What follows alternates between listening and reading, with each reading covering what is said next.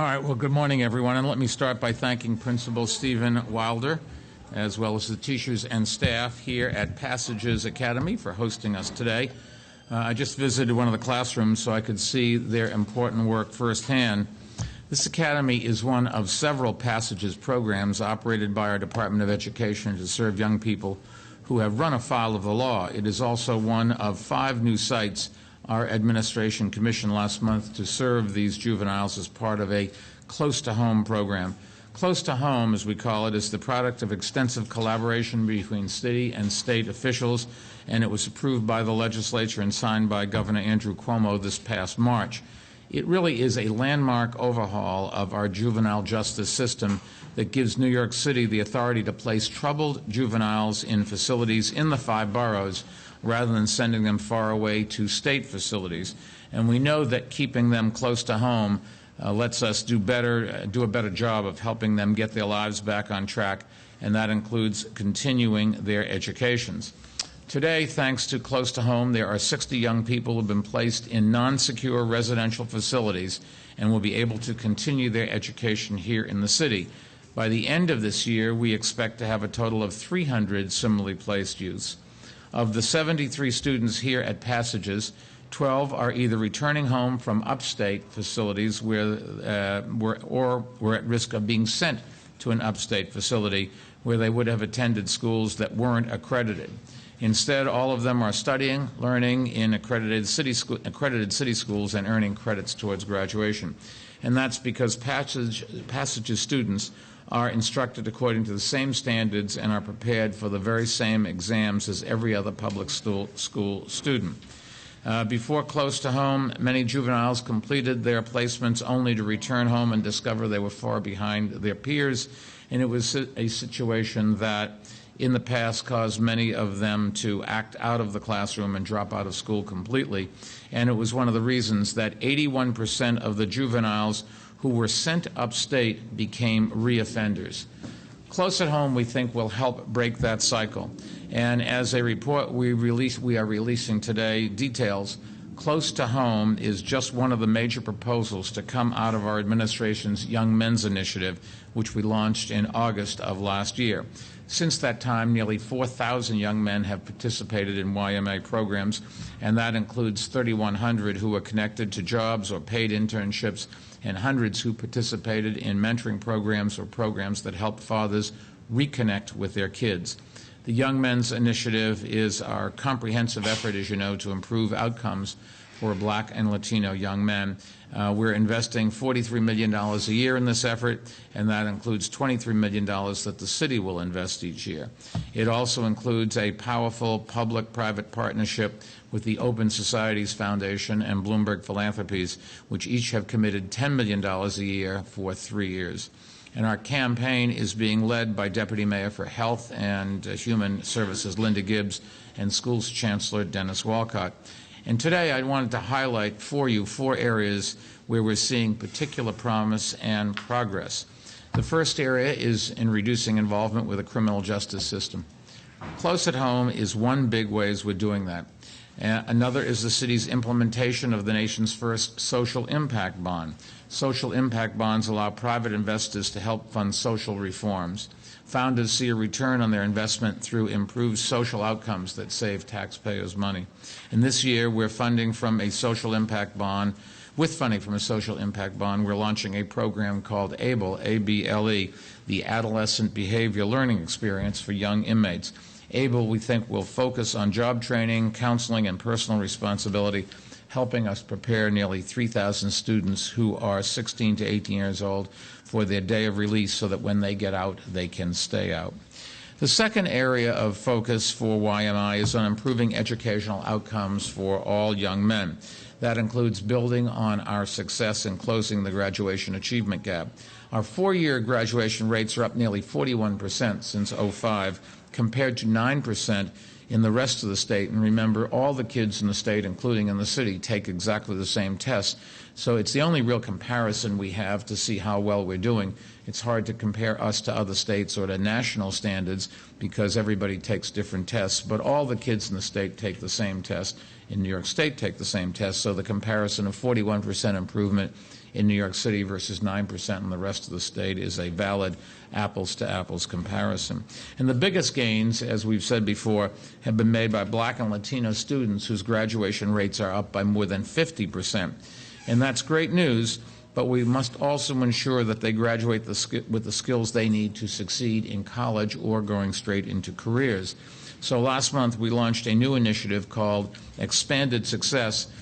We selected 40 schools to participate that have already shown progress in closing the achievement gap in high school graduation, and we're going to use them as a proving ground to begin closing the post-graduation achievement gap as well. Once we help the young men in these 40 schools graduate ready to succeed, then we'll know how to do it in every single school in our city. The third area of focus where we are expecting significant progress is in improving health, and that includes offering comprehensive sex education in middle and high schools for the first time. We think it will arm young people with much-needed knowledge and skills to help them make smart decisions and avoid unintended pregnancies. And fourth, YMI is designed to increase employment opportunities for young men. I signed an executive order last year that limits city agencies from asking questions about an applicant's prior criminal convictions on the application or during their first interview for non-public safety positions. And we made one very simple policy change that will connect thousands of young people to jobs. We are helping them obtain state-issued IDs. Most of us don't think about it, but too many young people really don't have IDs, and making it very difficult for them to apply for jobs, open up bank accounts, or receive government benefits and services. We launched a campaign last spring to educate New Yorkers about the various types of state and federal identifications available, and we're guiding individuals through the application process as well. Simple idea, little to no cost, potentially big benefits. Our administration has engaged every relevant local agency in a collective effort to improve outcomes for Black and Latino young men. In our first year, we've made real progress that we can build on in the future. And I would like to invite some of the people in our administration whose leadership has been instrumental in this effort to share a few words to try to tell you what we're really doing and what the outcomes are. We cannot continue to walk away from this population. These are kids who have troubles, and if we don't help them, their lives will be a cycle of disaster, but it will also impact your life and my life and our kids' lives. Let's hear first from the woman who's leading our Young Men's Initiative, Deputy Mayor for Health and Human Services, Linda Gibbs. Linda. Thank you, Mayor. You know, all of this is possible because of incredible partnerships of city agencies, community partners, nonprofit organizations. I want to recognize a few of those folks in the room. Tim Lasante is the supervisor over the special populations, and including those in juvenile detention and placement. And there is nobody who personifies the commitment to every child deserves a good education and a chance in life. And Tim, your leadership has been spectacular. So thank you for this, and thank you for being here. Gail Mayowitz, standing right next to Tim, clapping for him, deserves her own applause. Gail is the Executive Director of SCO Family Services and has just opened, I visited last week, a new facility she opened housing gay, lesbian, transgendered, bi, questioning children who are caught up in the juvenile justice system. And so it's a tremendous amount of work on behalf of Gail and her staff to bring these facilities online and help our dream become true. So thanks to Gail and the SCO family. And I know we have a ton of folks from Boys Town here. Maybe if you could, and I'm sorry that I don't recognize somebody who I know by name, but at Boys Town, another organization, well, we have one representative from Boys Town who you'll hear plenty from. But the point being here is that it's relatively easy to come up with the ideas, to spot a problem, to engage partners, to identify what you have to do. The hard stuff is actually making it happen. Governor Cuomo I has a beautiful, typical for him, beautiful phrase that he said, that you campaign in poetry and you govern in prose. And now I happen to think governing is a beautiful piece of performance art, constantly moving performance art, but probably I'm one of the few people who do appreciate it in that way. It's hard. It can be really mundane. It's just grueling work, tons of people doing a lot of work. And part of the Young Men's Initiative and part of the mayor's request to us is that we organize ourselves around accountability and outcomes. So we start with the data, understanding what our current conditions are, and then we help all of the agencies and the programs to get off the ground to make sure that the management of the initiatives from that vision into reality comes true. And then more importantly, we follow up and we're ensured that we're accountable for the outcomes. If something isn't working the way that we planned, you got to go in, you got to figure it out, and you got to fix it. And that's what we're doing all the time.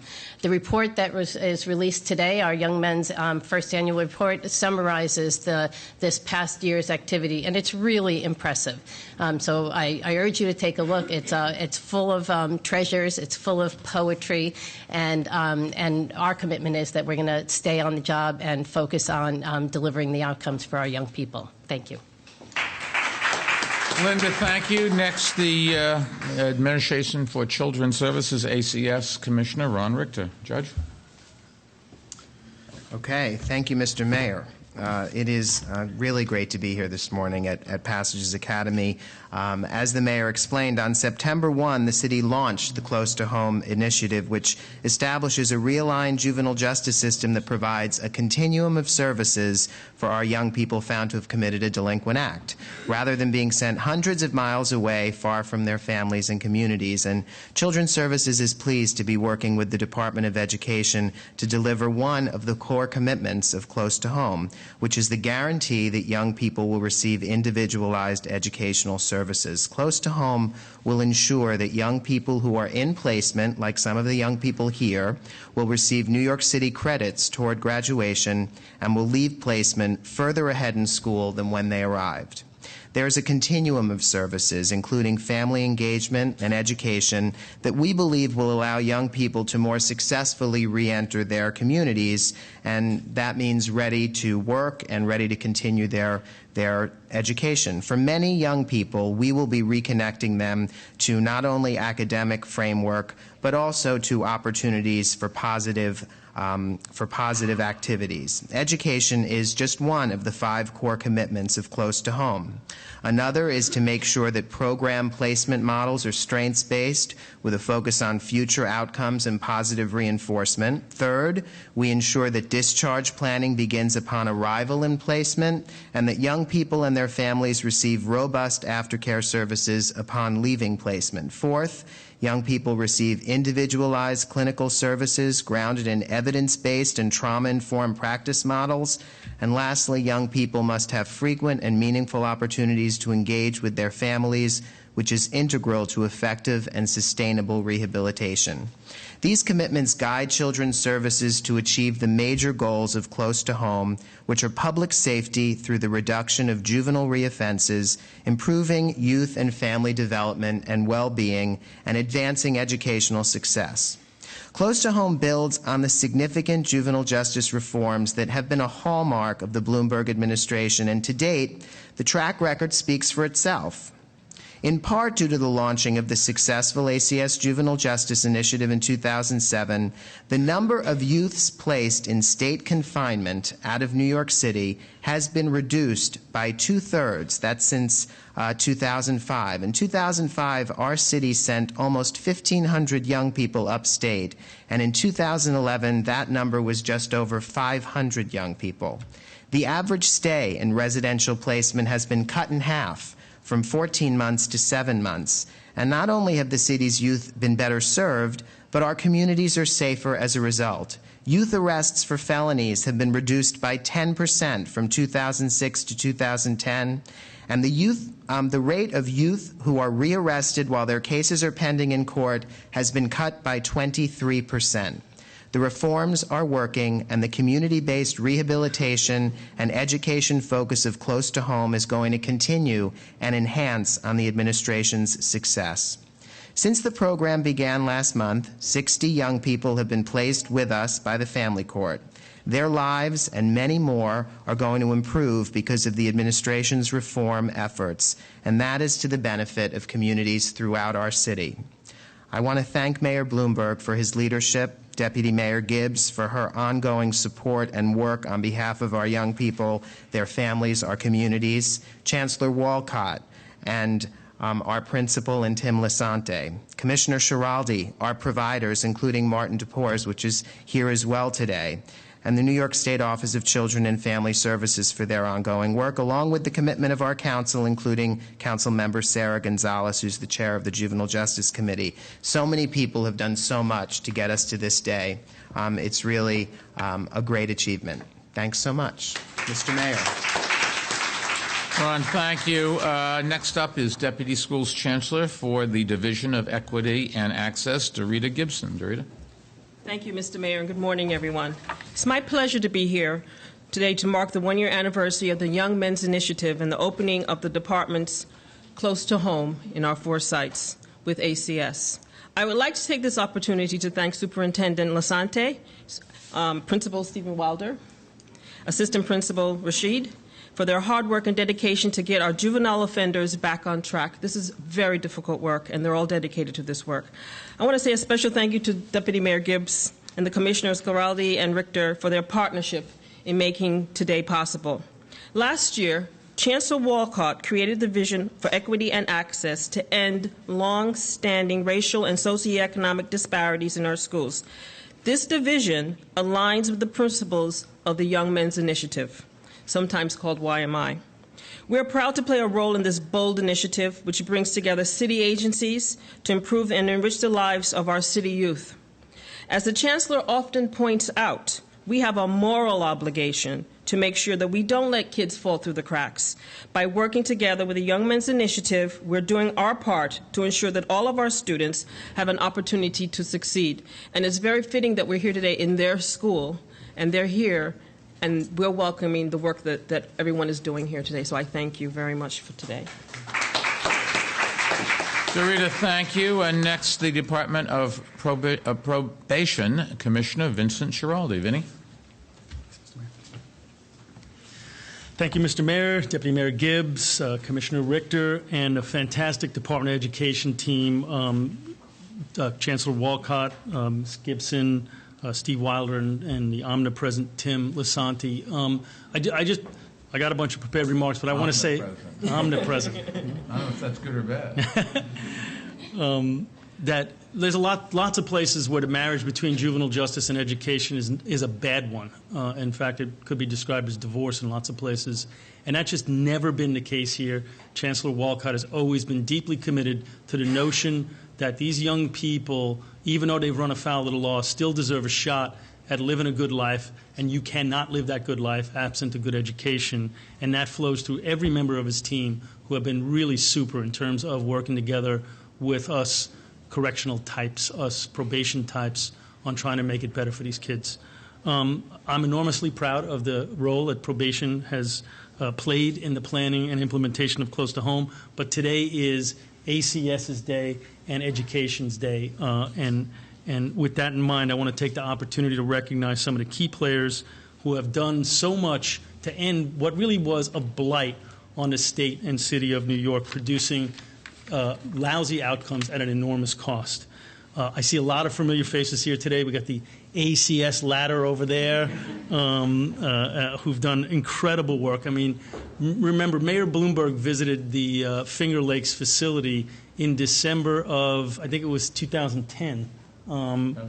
And we started negotiating with the state right after that around Close to Home, and formed a committee that really no one was left out of that room. The judges, the prosecutors, the defense attorneys, the police, the educators, mental health, obviously probation and child welfare co-chaired it. Commissioner Richter and myself co-chaired it. And then we had nonprofits and advocates and change agents. Everybody was in that room, mental health. And sometimes when you put too many people in a room, it slows it all down, right? It takes a really long time. But folks hunkered down, developed a timely and collaborative plan that greatly influenced the Close to Home initiative ultimately. Of course, no matter how good those recommendations were, as Deputy Mayor Gibbs said, if we couldn't implement it, it really wouldn't matter. It would be just one more report stuck on a shelf.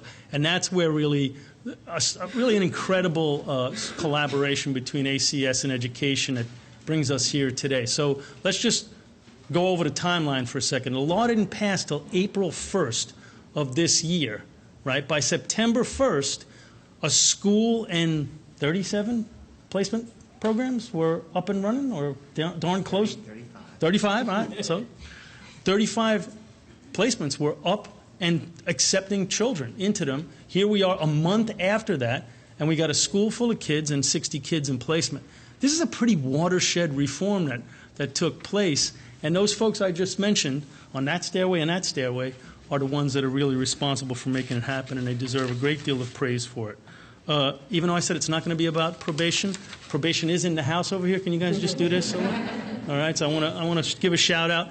My Deputy Commissioner, Ana Bermudez, is not here, but her and her staff really worked diligently to expand alternatives and to give the courts the kind of information they need so it can make this new set of decisions that they were going to have to make about where to put kids. Last thought, other jurisdictions are now starting to look to New York, not as the worst case scenario for juvenile justice, but as a source of bold and innovative solutions. I'm proud to have made a small contribution to that, and I look forward to working with everybody in the room to make it even better. Vinny, let me remind you what Passage Academy is. It is a school for kids who are being, to some sense, incarcerated. We don't use the term that way. We call it placements.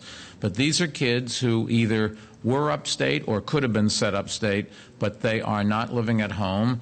They are the guests of the state, if the phrase goes. Having said that, if these kids don't get an education, what's their future? They're going to, at some point, get out of the prison system, the jail system, and they aren't going to be able to make a living. And what happens if you get hungry?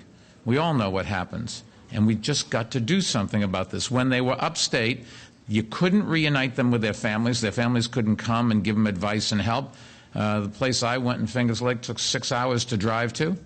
The schools up there, even if the kids got a great education, they got back to the city and it wasn't accredited. So they just were so far behind again. Another thing that will keep them from becoming self-sufficient. It's in everybody's interest to make sure that these kids get an education and stop this vicious cycle of going in and out of the criminal justice system, because what happens as they get older, and the next speaker, Jim St. Germain, and I were talking to the kids, the next cycle is they go to Rikers, and the next cycle is they go to the prison system, and the next cycle is they go to a slab in the morgue. That's just the history of what happens unless we can break that cycle, and that's what we're here trying to do. And Passages Academy is a ways to do that, or one of the ways to do it. Our next speaker is a guy who really can know exactly what this system is all about. He was in Passages Academy. He's an alumnus. He got in trouble, and he got himself some ways or other out of trouble, finished high school, finished college, and is heading off to law school. And I tried to use him as an example, and you could see the other kids in the room looking, hey, man, you really did that? Because they don't have any expectations or any hope that they have a future. They're not probably cognizant of the real world enough to know that they're going to wind up in a morgue, because that's what happens to so many of these kids. Or they don't have any understanding they're going to wind up in jail maybe for most of the rest of their lives. But when they saw somebody who really got out, hopefully he as a role model will get them, particularly those days when it's tough and you don't want to get up, or the teacher yells at you, you lost your homework, the dog ate it or whatever, you just suck it up. And I kept saying to them, you're old enough now to be responsible for your future. Can't blame the system, you can't blame your parents, can't blame anybody. From this point on in your life, it's up to you to make a decision. This is a guy, real world example, who made a decision, went through the tough times, and he's coming out the other side, and he will be a very productive member of society. He'll probably make a fortune. For all I know, he'll be the next mayor. So say hello to Jim St. Germain.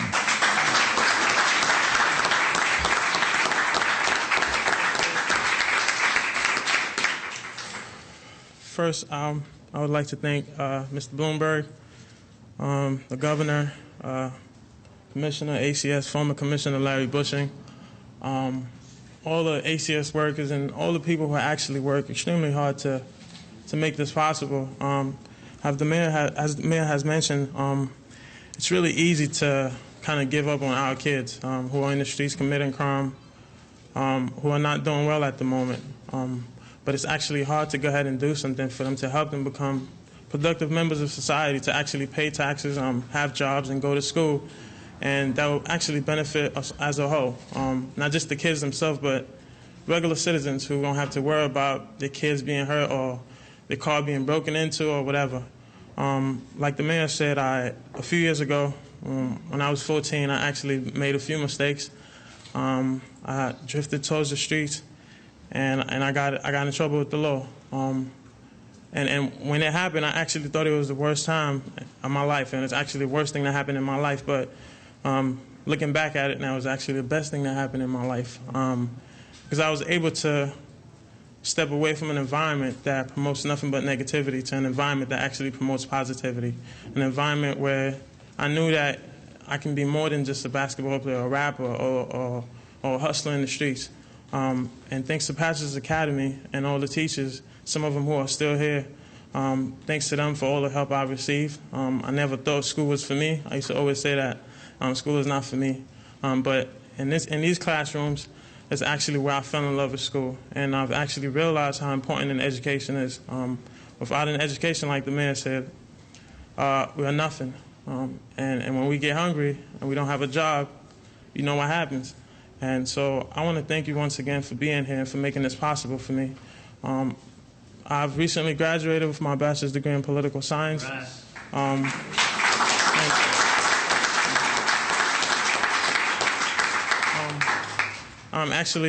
back working at the facility that I was once a resident in, which is Boys Town. And I've been working there for a year and a half now with the kids one-on-one, and actually showing them that, look, I'm one of you and I made it out, and if you only put in the hard work and you listen and you take advantage of the education that you're receiving, you can actually be in my position or better. And that's my goal. And I understand that there will be challenges, kids coming back in the city, staying close to home. But as the mayor said, the recidivism rate for kids who are going upstate is over 80%. So it's obvious that sending out kids upstate is not working. You know, if it's not working, then why keep doing it over and over again? So I think it's better to actually give this a chance. Like I said, it's going to be difficulties. You know, it's not going to be smooth at the beginning, but with all the right resources and all the right staffing and all of you who are willing to help and make changes in our lives, it can happen and it can get better. And once again, I'm deeply passionate about this, because if it wasn't for this, I don't know where I would be right now. I'd probably be dead or in jail. So I'm fortunate, and I want to make sure other kids who are going through what I've went through get the same opportunity. So once again, I thank you and I appreciate you for being here.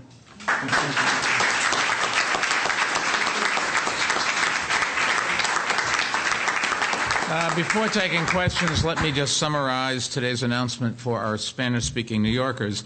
Estamos anunciando los logros del primer año de nuestra iniciativa para hombres jóvenes, que ha ayudado a casi 4,000 jóvenes y ha contribuyendo a una reforma histórica a nuestro sistema de justicia juvenile. And with that, we'll be happy to take questions if anybody has.